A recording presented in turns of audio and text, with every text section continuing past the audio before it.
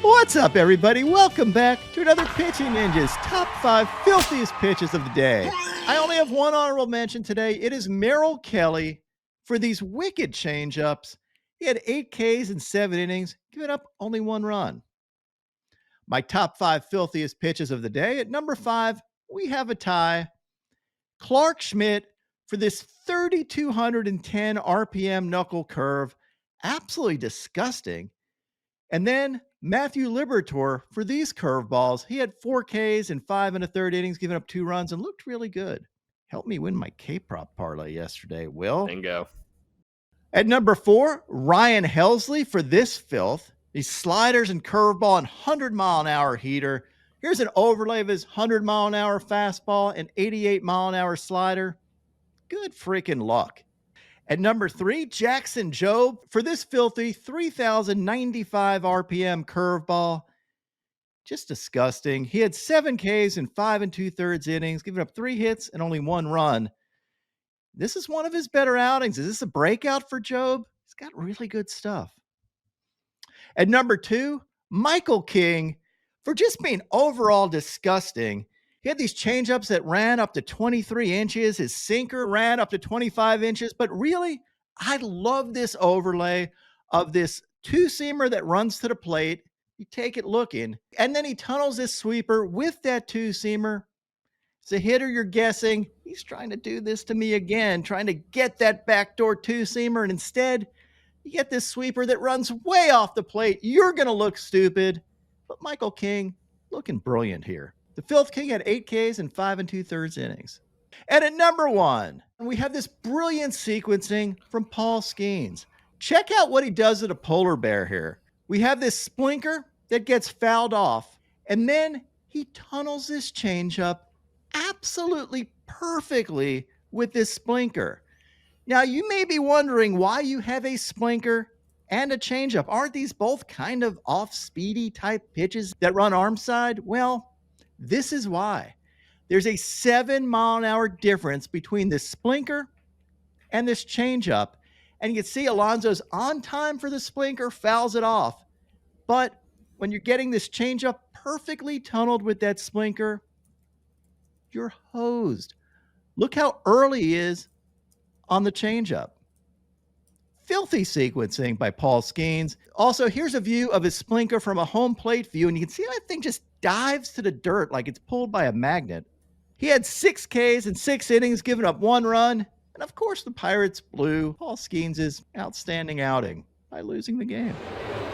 And he strikes out Soto.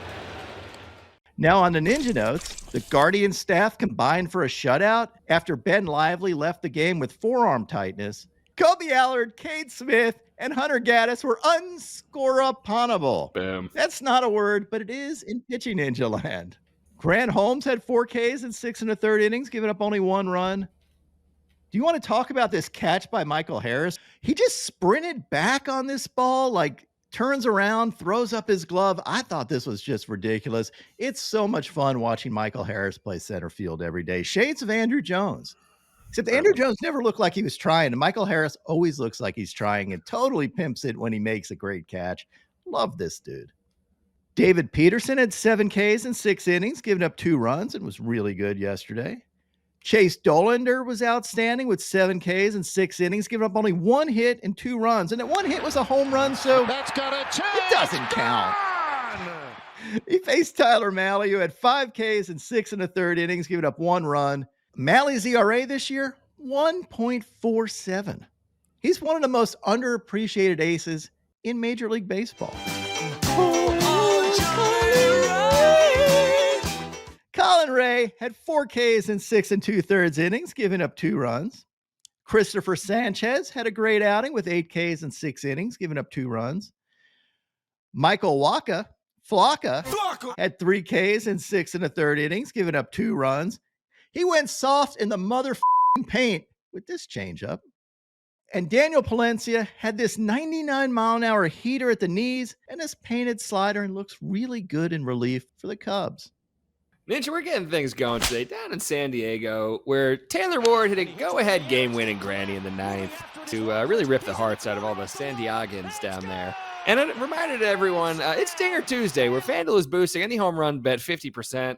I got Frank Lindor sending one out of city and making me a wealthy man.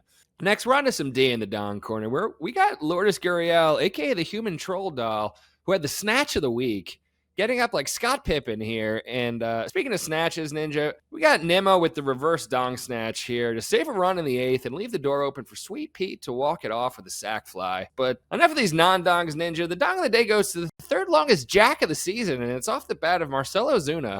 464. Tries putting this one out of the stadium, although it is nearly impossible in Atlanta. But Ninja, when you spank one this hard, you're getting dong of the day. My pitching ninja moment of zen. Check out this Little League home run by Riley Green. Yes, sir. Base hit outside. 1 run in. Here comes Colt around third. Into the wall. Riley Green on the carousel. On the way home. He's there. The Tigers went to Williamsport last season and brought Williamsport to Detroit tonight. My picks of the day today are a 3-leg parlay. I'm going to start out with Andrew Abbott for 5Ks or more, then take Jose Barrios for 5Ks or more, and top it off with Spencer Schwellenbach for 6Ks or more. What would your picks of the day be?